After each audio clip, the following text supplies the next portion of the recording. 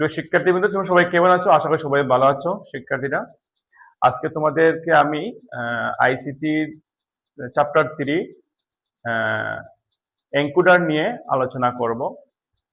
তো আমরা প্রথমে এনকোডার কাকে বলে আমরা জেনে নেই। এনকোডার হচ্ছে মানুষের বোধগম্য ভাষাকে কম্পিউটারের বোধগম্য ভাষাতে রূপান্তর করা।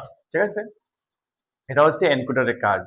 তাহলে এখন শুরু করে আমরা ক্লাসটা শুরু করি। ঠিক আছে, হ্যাঁ, তো প্রথমেই শুনবো আমরা এনকোডারের আমরা প্রতীক। ঠিক আছে, এনকোডারের প্রতীক, এনকোডারের প্রতীক অর্থাৎ এনকোডার হচ্ছে এরকম সার্কিট থাকবে, ওইখানে দেখাই। অর্থাৎ ইনপুট থাকবে বেশি, আউটপুট থাকবে কম। অর্থাৎ ইনপুট হচ্ছে 4টি হলে আউটপুট হবে 2টি, আউটপুট এক্স এবং ওয়াই। এটা হচ্ছে এনকোডার। আর এনকোডারের যে প্রতীকগুলা আমরা সূত্রের মাধ্যমে লিখতে পারি, যেমন হচ্ছে 2n, এনটা হচ্ছে আউটপুট, এন হচ্ছে আউটপুট। আর টোটাল যদি আমরা আউটপুট যেহেতু 2টি, 2-র উপরে 2 দিলে কত হবে? 4। আর এই 4টা হচ্ছে ইনপুট, INPUT, ইনপুট। সো দেখো এখানে 1টা 2টা 3টে 4টা হচ্ছে ইনপুট এবং আউটপুট হচ্ছে 2টি। তাহলে আমরা 4 টু এনকোডার আমরা আজকে আলোচনা করব। প্রথমে আমরা এনকোডারের প্রতীক জানলাম, এরপরে হচ্ছে আমরা সত্যক সারণী জানবো। ঠিক আছে, এখন আমরা যাই সত্যক সারণীটা লিখি। এনকোডারের সত্য সারণী, এনকোডারের সত্যক সারণী। যেহেতু আমাদের এটা হচ্ছে লিখছি আমরা, এটা হচ্ছে ইনপুট, এটা হচ্ছে আউটপুট। লিখলাম। এখানে ইনপুট কয়টি? 4টি। 4টি ঘর দেব আমরা, অর্থাৎ I1, I2, I3, I4। আর আউটপুট কয়টি পেয়েছি আমরা?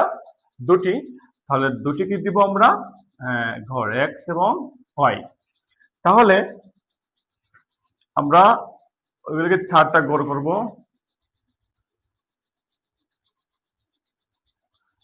তাহলে ইনপুটের প্রথম ঘরে কি হবে? 1, বাদের সব ঘর কি হবে? 0 দ্বারা ফিল আপ করবো। তারপর I2 মানে প্রথম ঘর 0, দ্বিতীয় ঘর হচ্ছে 1, বাকি সব কি হবে? 0। I3 হচ্ছে প্রথম 2টি ঘর 0, 3 নম্বর ঘরে 1, আর চতুর্থ ঘর হচ্ছে 0। সেম আমরা এটা 3টি ঘর 0, পরে হচ্ছে 1। এটা হচ্ছে কি ইনপুটের আমরা কৌণিক ভাবে 1 দ্বারা কি করব? ফিল আপ করবো। ঠিক আছে, খুব সহজে। এবং আউটপুট আমরা জানি, আউটপুটের সত্য সারণী হচ্ছে, যেহেতু কয়টি ঘর আছে? 4টি, তাহলে 2টি 0, 2টি 1।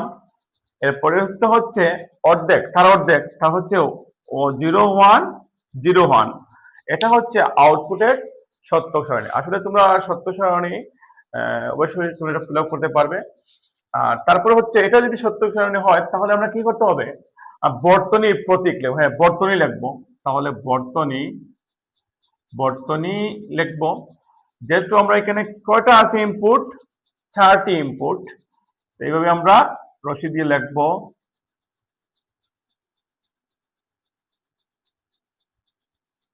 তাহলে আমরা এখন এনকোডারের বর্তনী লিখবো। প্রথমে কি করবো? আমরা 4টি রশি দিব। ইনপুট কয়টি? এটা হচ্ছে I1, I2, I3 এবং এটা I4 ইনপুট। ঠিক আছে, এখন আমরা দেখব আউটপুটের কোনটি সচল আছে। প্রথমে এক্স হচ্ছে, দেখো এক্স হচ্ছে কি 0, এটা সচল নয়। আবার 0, এটা সচল নয়। তারপর হচ্ছে 1, এই 1টি কোন ইনপুট থেকে আসছে? এটা হচ্ছে সচল। কোন ইনপুট থেকে আসছে, যেহেতু 1, তার ঠিক বাঁদিকে দেখবো আমরা i3 হচ্ছে, এখানে 1 হচ্ছে সচল, তো এই i3 থেকে আমরা নেব, i3 থেকে এটা ইনপুট নেব, এটা রশি নিব, এবং এর পরে টেক্সট কি আছে, সচল আছে 1। এতে কোন বর্তনী থেকে এসেছে, i4 থেকে এসেছে, তাহলে আমরা লিখবো i4। আচ্ছা, আরেকটা কথা তোমাদের বলিনি, অর্থাৎ এনকোডার সবসময় অর গেট দ্বারা বর্তনী কি হয়, বাস্তবায়ন হয়।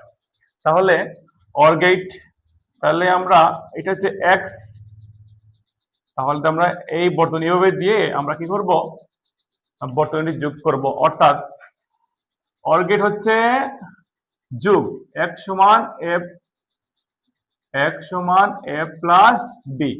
তাহলে এনে ইনপুট কি কি যোগ হয়েছে, i3 এবং i4, তাহলে x সমান কি হবে, i3 প্লাস i4। সেম আমরা আউটপুটে y কোনটা কোনটা সচল আছে দেখো, তাহলে প্রথমটি সচল নয়, তারপর হচ্ছে 1 কোন কোড থেকে এসেছে, i2 থেকে এসেছে, i2 ওখান থেকে আমরা কি করব, রশি টানবো।